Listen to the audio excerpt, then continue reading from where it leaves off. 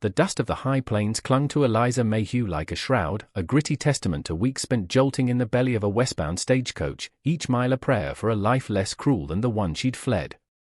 Hope, a fragile seedling, had taken root in her heart, nurtured by the promise of Redemption Creek, a new settlement spoken of in hushed, reverent tones by the land agent back east, a place where a woman of substance, he'd called her, might find a husband, a home. Substance, she knew, was his kind word for her ample frame, a frame that had earned her little but scorn and pity in the narrow parlors of her former life. Now, as the coach rattled to a halt before a raw, dust-choked assembly of clapboard buildings baking under an unforgiving sun, that seedling withered.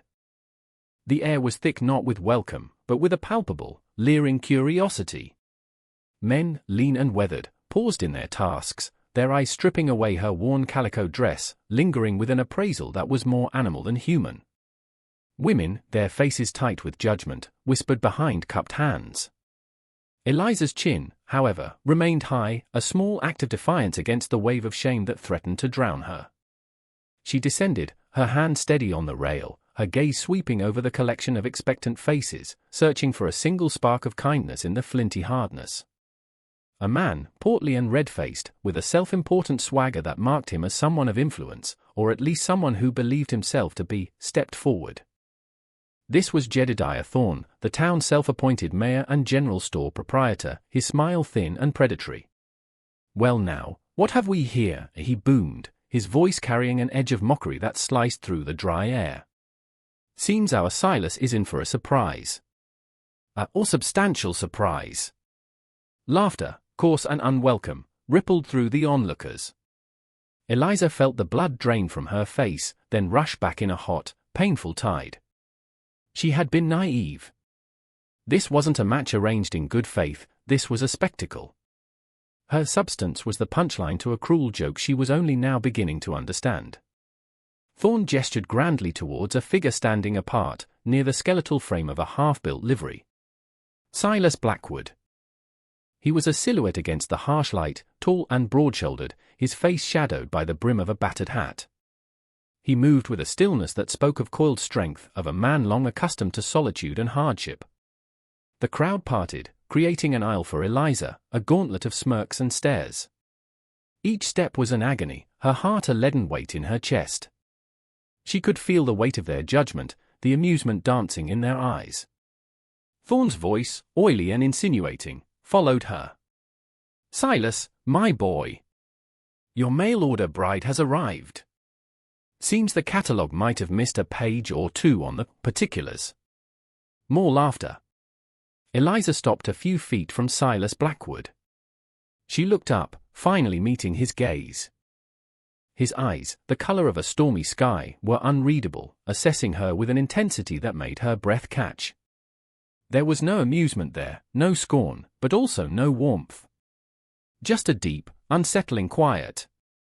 This was it, the culmination of her desperate gamble. She had traded one form of humiliation for another, more public, more brutal. She braced herself for rejection, for the final, crushing blow. Yet, as she stood there, exposed and vulnerable, a tiny ember of her spirit refused to be extinguished. She would not weep. She would not beg. If this was to be her final degradation, she would meet it on her feet. The silence stretched, taut and suffocating, the only sound the whisper of the wind through the sparse grass and the distant, mournful cry of a hawk. Jedediah Thorne shifted, impatient for the climax of his sport. The town held its breath, waiting for Silas Blackwood's verdict, for the laughter that would seal Eliza's fate as the town fool. Silas Blackwood continued his unnervingly steady gaze upon Eliza, a long, slow appraisal that seemed to peel away the layers of dust and societal expectation, searching for something deeper. The sun beat down, reflecting off the sweat on Jedediah Thorne's florid face as he waited, a sly grin playing on his lips, eager for the anticipated humiliation to unfold to its fullest. Eliza could feel the pulse in her throat, a frantic bird trapped against bone. She imagined Silas's options, a curt dismissal, a coarse joke to echo Thorne's, perhaps even a demand for a refund on whatever passage fee had been paid. Each possibility was a fresh stab of pain. Then, his voice, low and rough like stones in a riverbed, broke the silence. It was not the voice of a man playing to a crowd. It was the voice of a man who weighed his words as carefully as gold dust. The catalogue said a woman of good character. Strong. Willing to work. His eyes, still fixed on hers, held a flicker of something she couldn't name, not pity, perhaps, consideration. He took a slow step closer, the dust scuffing beneath his worn boots. The crowd leaned in, a collective intake of breath. He was close enough now that she could see the lines etched around his eyes, the grim set of his jaw. He smelled of pine smoke, leather, and the vast, lonely land itself. He paused, his gaze dropping for a moment to her hands, clasped tightly in front of her, then rising again to meet her eyes. This is a hard land, Miss Mayhew. It asks much and gives little without a fight. Eliza found her voice, a mere whisper, yet steady. I am not afraid of hard work, Mr. Blackwood. Nor of a fight, when one is warranted. A corner of his lips, shadowed by a dark beard, twitched, almost a smile, but not quite. It was an acknowledgement. Then, he spoke the words that shattered the town's cruel anticipation, words that landed like thunderclaps in the expectant silence. Will you grow old with me, Eliza Mayhew? The question hung in the air, simple, direct, utterly devoid of mockery. A collective gasp went up from the crowd. Jedediah Thorne's jaw dropped, his face contorting in disbelief and then fury. His entertainment had been summarily ruined, his power to ridicule blunted. Eliza stared, speechless. This was not the script. This was an impossibility. Her mind reeled, searching for the trick, the hidden barb. But his storm-grey eyes were sincere, holding hers with an unwavering gravity. He was offering her not a punchline, but a lifeline. A future. Slowly, the world came back into focus. The sneers on the faces around her had morphed into expressions of stunned confusion. The whispers died. In their place was a dawning, grudging respect for the man who had defied their petty cruelty. Eliza searched his face one last time, seeing past the harsh exterior to a core of unexpected integrity. A single tear, hot and unbidden, escaped and traced a clean path through the dust on her cheek. She didn't bother to wipe it away. Yes, she said, her voice clearer now, imbued with a nascent strength she hadn't known she possessed. Yes, Mr. Blackwood. I will. He gave a curt nod. Then let's not keep the parson waiting. We've chores to see to. He turned, not offering her his arm in any conventional gesture of courtship, but simply expecting her to follow, a partner in the endeavor he had just proposed. As Eliza moved to join him, she caught Thorne's eye. His face was a mask of impotent rage. In that moment, Eliza knew she had not just gained a husband, however unconventional the proposal, she had made an enemy. The journey to Silas Blackwood's homestead was undertaken in a borrowed buckboard, the wheels grinding over the rutted track that led away from Redemption Creek and deeper into the vast, indifferent wilderness. Silence, thick and heavy, settled between them, broken only by the creak of the wagon and the rhythmic clopping of the single, tired horse. Eliza, perched on the hard wooden seat beside Silas, stole glances at his profile. His face was unreadable, etched with a severity that gave no clue to his thoughts. What manner of man was this, who would so publicly defy the town's ridicule and offer his name to a woman he'd never met, a woman deemed a figure of scorn? Her mind, still reeling from the shock of his proposal, grappled with the enormity of her decision. She had said yes to a stranger, to a life in a place that felt as alien and unforgiving as the surface of the moon. Fear, cold and sharp, pricked at her, but beneath it, a strange sense of calm began to settle. He had not mocked her. He had, in his own stark way, offered her a measure of dignity when no one else would. That, she reasoned, was a foundation, however precarious. As they traveled, the land grew wilder, the distant mountains looming larger, their peaks already dusted with an early snow. Silas pointed occasionally. Good water there, coyotes den in those rocks. His words were sparse, practical, yet they painted a picture of a life lived in close, often harsh, communion with nature. Eliza listened, absorbing the details, trying to imagine herself a part of this rugged tapestry. The homestead, when they finally reached it, was a testament to his solitary existence. A small, sturdy log cabin stood in a meager clearing, smoke curling thinly from its stone chimney. A dilapidated barn leaned nearby, and a few chickens scratched in the dust.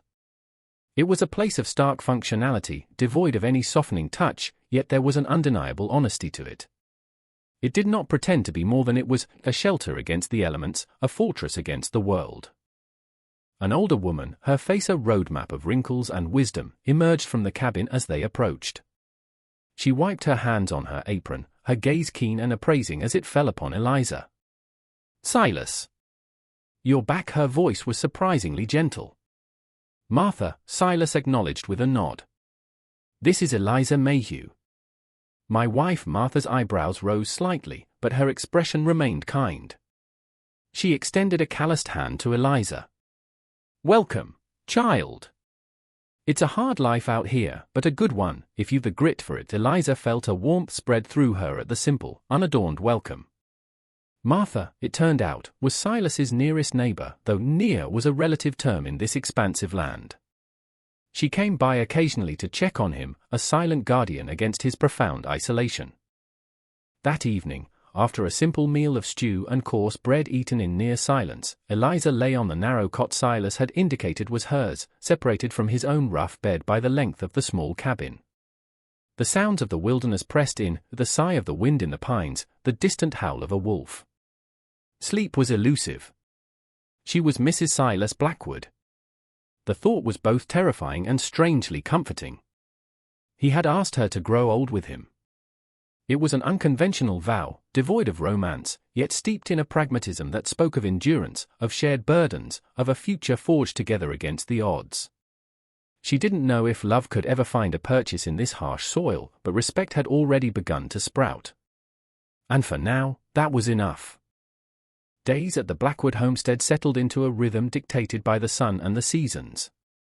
Eliza rose before dawn, the chill of the cabin air sharp against her skin, and set about learning the relentless calculus of survival. Silas, a man of few words, was a surprisingly patient teacher. His instructions conveyed more through action than speech. He showed her how to milk the recalcitrant goat, how to bank the fire to last through the night, how to read the sky for signs of changing weather. His hands, calloused and strong, moved with an economy and purpose that Eliza found herself admiring. He wasted no motion, no resource. Life was pared down to its essentials: shelter, food, warmth. Eliza, in turn, brought a different kind of order to the small cabin. She scrubbed the rough-hewn floorboards until they gleamed faintly, mended Silas's worn shirts with neat, almost invisible stitches, and coaxed a stubborn patch of earth near the cabin into yielding a few hardy vegetables. She learned to bake bread in the temperamental wood-fired oven, the scent a small comfort in the vast emptiness. She discovered that while Silas was a man of the earth, a master of axe and rifle, he was utterly bewildered by the domestic arts. His attempts at cooking, before her arrival, had clearly been rudimentary at best. A subtle shift occurred in the cabin's atmosphere. The starkness remained, but it was now punctuated by the small sounds of her industry, the aroma of baking, the sight of a neatly made bed. Silas observed her efforts, his expression unreadable, but a certain tension seemed to ease from his broad shoulders. He began to leave a freshly chopped stack of firewood by the door each morning, a silent acknowledgement of her contributions. Their conversations remained sparse, functional. Past the salt rain by nightfall fence needs mending, yet, within this economy of language, a fragile understanding began to grow. Eliza learned to read the tightening of his jaw as a sign of worry, the slight softening around his eyes as a rare indication of contentment. One blustery afternoon, while searching for an extra blanket in a crudely fashioned chest at the foot of Silas's bed, Eliza's fingers brushed against something small and wooden. She drew it out, a roughly carved toy horse, its paint faded, one ear chipped. It was clearly old, well loved. As she held it, a wave of profound sadness emanated from the simple object. Silas entered the cabin then, his face grim from the wind. He saw the toy in her hand, and for a moment, his carefully constructed composure fractured. A look of such raw, unutterable pain flashed across his features that Eliza felt her own heart ache in response. He didn't speak, just took the horse from her gently and placed it back in the chest, his movement stiff. Later that evening, as the wind howled outside like a grieving spirit, Silas finally broke his silence, not looking at her, but staring into the dancing flames of the hearth. "My Mary," he said, his voice a low rasp.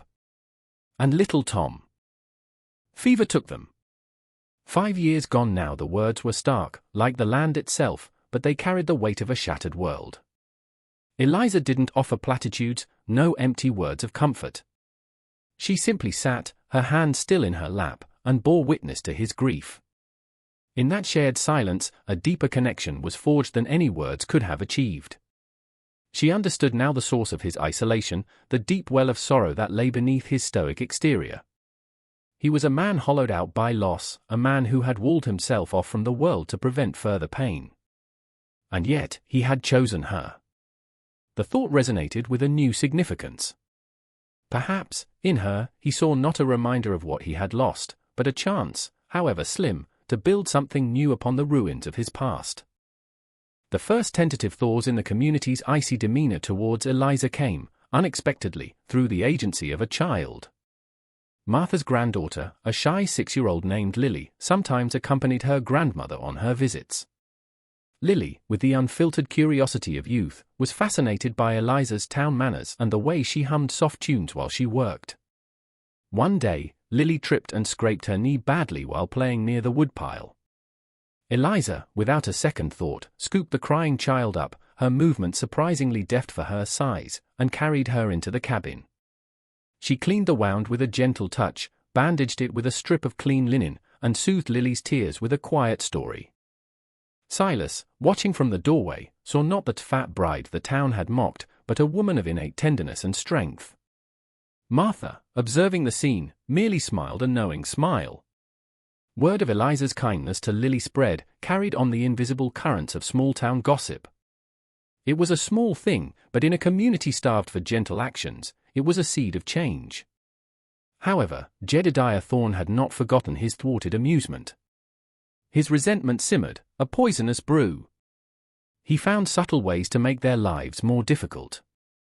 Supplies ordered by Silas from Thorne's general store were delayed, or incorrect rumors, ugly and baseless, began to circulate about Eliza, whispers about her past, insinuations about her character.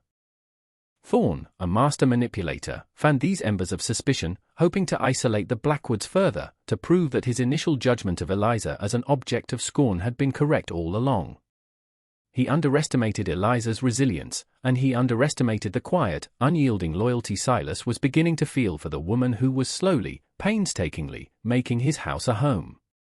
The late autumn wind swept across the plains with a biting ferocity, heralding the onset of a harsh winter. The sky, a bruised purple, promised heavy snow. Silas worked relentlessly, fortifying the barn, chopping endless cords of wood, his movements driven by a grim urgency. Eliza, too, felt the encroaching cold in her bones, a premonition of the struggle to come.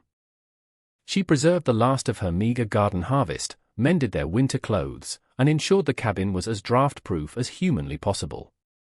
Jedediah Thorne, meanwhile, saw the approaching winter not as a shared hardship for the community, but as an opportunity. His malice, festering since the day Silas had defied him, sought an outlet. He owned the only grist mill for miles, a vital resource as settlers prepared their winter flour. One crisp morning, Silas loaded their small store of harvested grain onto the buckboard, intending to have it milled. Eliza watched him go, a knot of unease tightening in her chest. Thorne's animosity was a shadow that loomed large over their precarious existence. Hours later, Silas returned, his face a mask of cold fury. The grain sacks were still full. "Thorne?" Eliza asked quietly, already knowing the answer. Silas nodded, his jaw tight. "Says his millstone is cracked." A bald-faced lie. "Saw it working for Jebediah Steers not an hour before I arrived. He told me, clear as day, that some folks ain't welcome to his services. Said a man who'd take a woman like you ain't deserving of community support." The insult, directed at her through Silas, stung sharply, but it was the implication of Thorne's power, his ability to starve them out, that truly frightened her. Without milled grain, their winter would be lean indeed, perhaps dangerously so. That night, a blizzard descended, a white fury that obliterated the landscape, trapping them within the small cabin. The wind shrieked like a banshee, rattling the shutters, and snow piled high against the door. For days, they were marooned, the world reduced to the four walls of their shelter. The enforced proximity, the shared vulnerability, stripped away more layers of their reserve. They spoke more, sharing stories of their pasts, their hopes, their fears. Eliza learned of Silas's youthful dreams of a sprawling ranch, dreams buried beneath the weight of grief. Silas, in turn, began to see the depth of Eliza's intellect, her quiet courage, her unwavering spirit. He saw how she rationed their dwindling supplies with a careful hand, how she met each new challenge with a steadfast resolve. One morning, the wind died, and a fragile sun broke through the clouds, illuminating a world transformed by snow, beautiful but treacherous. Their firewood was running low. Silas knew he had to venture out. As he prepared, Eliza noticed the pale, drawn look on his face. He'd been eating less, ensuring she had more. "You're not going alone," she stated, not a question but a declaration. He started to protest, but she cut him off. "I can pull my weight, Silas. And two pairs of eyes are better than one in this." He looked at her then, truly looked at her, and saw not a burden, but a partner. The woman the town had scorned, the woman Thorn sought to break, possessed a strength that rivaled his own. "All right, Eliza," he conceded, a hint of something akin to admiration in his gruff voice. They ventured out into the blinding white, the snow sometimes waist-deep. It was brutal, exhausting work, felling a dead pine and hauling the logs back to the cabin. At one point, Eliza stumbled, sinking deep into a snowdrift. Before she could panic, Silas was there, his strong hands pulling her free, his touch lingering for a moment longer than necessary. Their eyes met, and in that shared glance, amidst the frozen wasteland, a spark of warmth ignited. They were a team, bound not by vows spoken before a parson, but by the shared crucible of survival. As they neared the cabin, weary but triumphant, they saw smoke rising from the direction of Redemption Creek, too much smoke. A thick, black plume stained the pristine sky. "Trouble," Silas muttered, his body tensing. An unspoken dread filled Eliza. Thorn's malice was a sickness, and she feared it had finally erupted into something truly destructive. The black smoke billowing from the direction of Redemption Creek was an ugly scar upon the pristine snow-covered landscape, a visual alarm that resonated deep in Silas's gut. "That's too near the general store," he said, his voice grim, already calculating distances and wind direction. "Thorn's store." And the livery fear, cold and immediate, gripped Eliza. If it was Thorn's store, his vindictiveness could easily spread, consuming the fragile heart of the small community. Despite his cruelty, the thought of such devastation was horrifying. Without a word, Silas began to ready the horse, his movements economical and swift. Eliza didn't ask if she could come, she simply started gathering what few medical supplies she possessed: clean linen, carbolic soap, a small bottle of laudanum Martha had once given her. She also grabbed a sturdy blanket. If people were hurt, or driven from their homes, they would need warmth. The journey back to Redemption Creek was a desperate race against time, the horse struggling through the deep snow, Silas pushing it to its limits. As they drew closer, the acrid smell of burning wood filled the air, and the crackle of flames grew audible. The sight that greeted them was one of chaos and terror.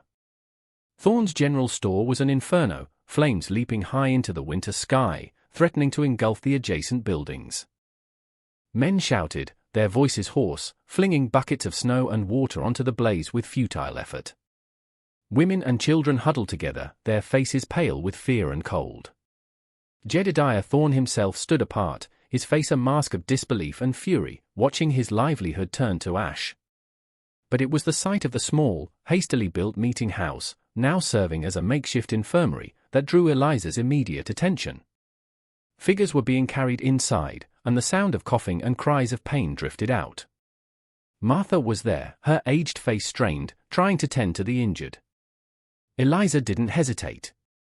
"Silas, the injured," she said, her voice calm but firm, already moving towards the meeting house. He nodded, his eyes scanning the scene, assessing the greater threat of the fire spreading. He joined the desperate bucket brigade, his powerful frame adding much-needed strength. Inside the meeting house, the air was thick with smoke and suffering. Several townsfolk had suffered burns and smoke inhalation. Eliza, drawing on an inner well of fortitude she hadn't known she possessed, set to work alongside Martha, cleaning wounds, applying crude poultices, offering sips of water and words of comfort. Her size, once a source of mockery, now became an asset. She could gently lift and support the injured with an ease others lacked. Her calm demeanor in the face of crisis was a steadying influence. Hours passed in a blur of frantic activity. The fire, though eventually contained, had gutted Thorne's store and badly damaged the livery. Several smaller outbuildings were lost. As dusk began to settle, casting long, eerie shadows, a new crisis emerged. A child, young Timmy Evans, son of the blacksmith, was missing. He'd last been seen playing near the back of the store shortly before the fire broke out. Panic rippled through the exhausted community. Silas, his face smudged with soot, his clothes singed, immediately organized a search party. Eliza, having done all she could for the injured, insisted on joining. "I know these woods nearby," Silas tried to argue, wanting to shield her from more hardship. "And I know what it is to look for something precious," she replied, her gaze unwavering. Her quiet determination silenced his protest. They fanned out, calling Timmy's name, their voices swallowed by the vast, snowy wilderness. Jedediah Thorne, his spirit broken, his arrogance extinguished by the flames, stumbled amongst them, a pathetic figure. It was Eliza, her eye scanning a dense thicket of spruce that others had overlooked, who spotted a flash of red, Timmy's woolen scarf. He was huddled at the base of a large tree, terrified and shivering, but unharmed. She scooped him into her arms, his small body trembling against her, and carried him back towards the anxious group. The collective sigh of relief was a tangible thing. As Eliza handed the boy over to his weeping mother, the eyes of the community rested on her, no longer with scorn or suspicion, but with a dawning, profound respect. They had witnessed her courage, her compassion, her unwavering strength in the face of disaster. She was not the fat bride chosen as a joke, she was a woman of extraordinary substance. Later, as the exhausted townsfolk gathered around a communal fire, sharing what little food they had, Silas found Eliza sitting slightly apart, gazing into the flames. He sat beside her, the comfortable silence stretching between them. "You were brave today, Eliza," he said, his voice softer than she'd ever heard it. Braver than most, she turned to him, a small, weary smile touching her lips. "We did what needed to be done, Silas." Together he reached out, his calloused fingers gently touching her cheek, brushing away a smudge of soot. It was a gesture of such unexpected tenderness that it made her heart leap. "The fire," a voice suddenly rasped nearby. It was Jedediah Thorne, his face illuminated by the flickering firelight, streaked with soot and tears. It wasn't an accident. All eyes turned to him. I saw young Billy Henderson," Thorne choked out, pointing a shaking finger towards the blacksmith's teenage son, who shrank back. "Playing with matches behind the store. He dropped one in a pile of oil-soaked rags I'd foolishly left there. He ran. I tried to put it out, but it went up so fast." The confession hung in the cold night air. The disaster hadn't been Thorne's direct malice, but his negligence, coupled with a boy's carelessness, had wrought this destruction. Yet, in a strange way, the fire had burned away more than just buildings, it had burned away old prejudices and revealed true character. The community, stripped bare by the crisis, had seen who stood tall when it mattered most. And Eliza Mayhew, alongside Silas Blackwood, had stood tallest of all. The harsh light of the winter morning revealed the full extent of Redemption Creek's devastation. Thorne's general store was a smoldering ruin, a blackened skeleton against the snow.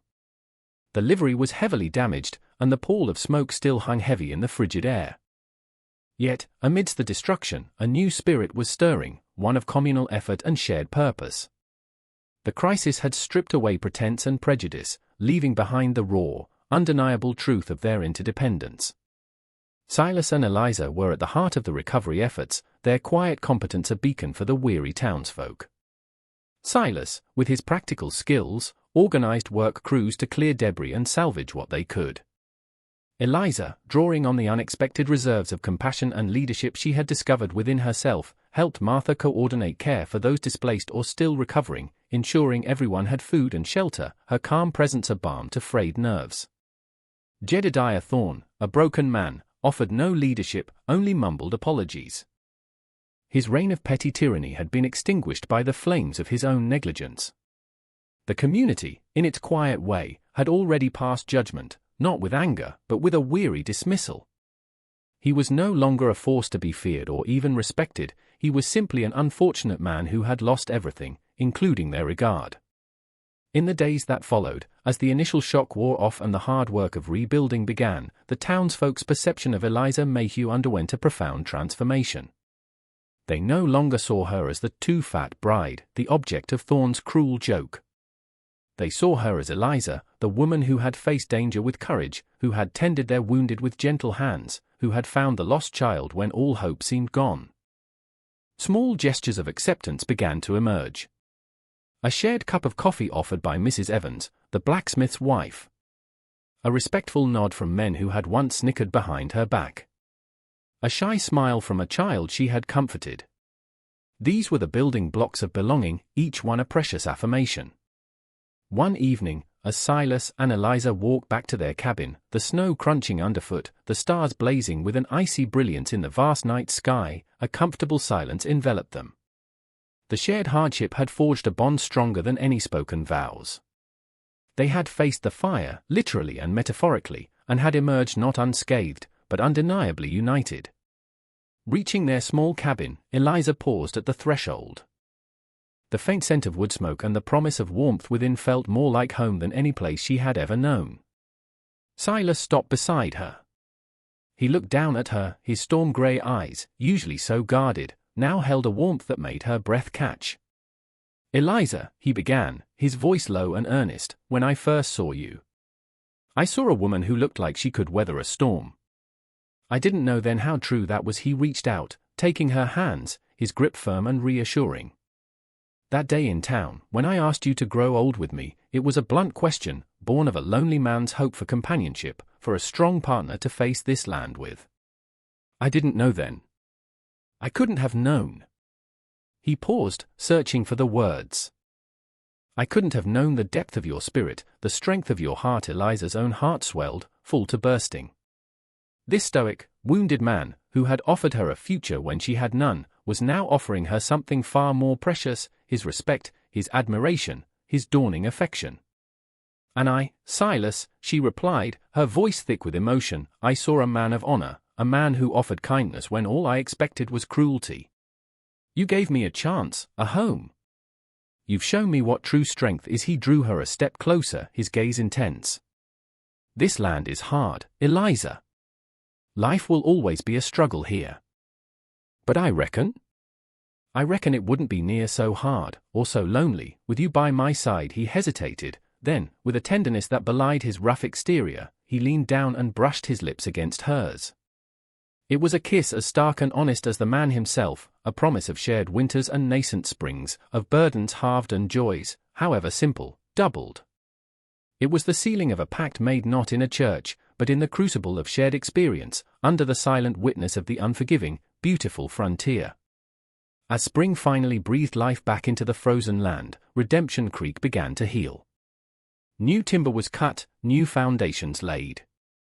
The homestead of Silas and Eliza Blackwood also showed signs of renewal.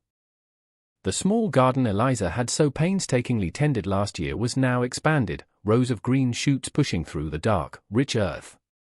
Laughter, a sound seldom heard before, sometimes echoed from their cabin. Silas still spoke few words, but his smiles, though rare, now reached his eyes, chasing away the shadows of his past grief. He moved with a lighter step, his gaze often lingering on Eliza with a quiet pride and a deep, abiding affection. Eliza, no longer the shamed outcast, had found her place, not just in Silas's home, but in his heart, and in the slowly mending heart of the community. She was Mrs. Blackwood, a woman of substance in every sense of the word, her worth measured not by the outdated prejudices of a distant society, but by the quiet dignity, unwavering courage, and boundless compassion she offered to the world around her. Their journey had begun with a cruel joke, a public humiliation. But through resilience, an unexpected partnership, and the courage to see beyond the superficial, they had forged a love as strong and enduring as the ancient mountains that watched over them. Their story became a quiet legend in Redemption Creek, a testament to the fact that true beauty resides not in outward appearances, but in the steadfastness of the human spirit, and that even in the harshest of landscapes, love, like the most resilient flower, can find a way to bloom. One might wonder, what if Silas had faltered? What if Eliza had succumbed to despair? Their path was not preordained, it was paved with choices, each one a testament to the strength found in vulnerability and the grace discovered in unexpected places. Perhaps their story serves as a reminder: look deeper, be kinder, for the most unlikely pairings can forge the most profound connections, and the greatest treasures are often hidden beneath the roughest exteriors. Consider the paths you've walked, the judgments faced, and remember that within every soul lies the capacity for a redemption all their own.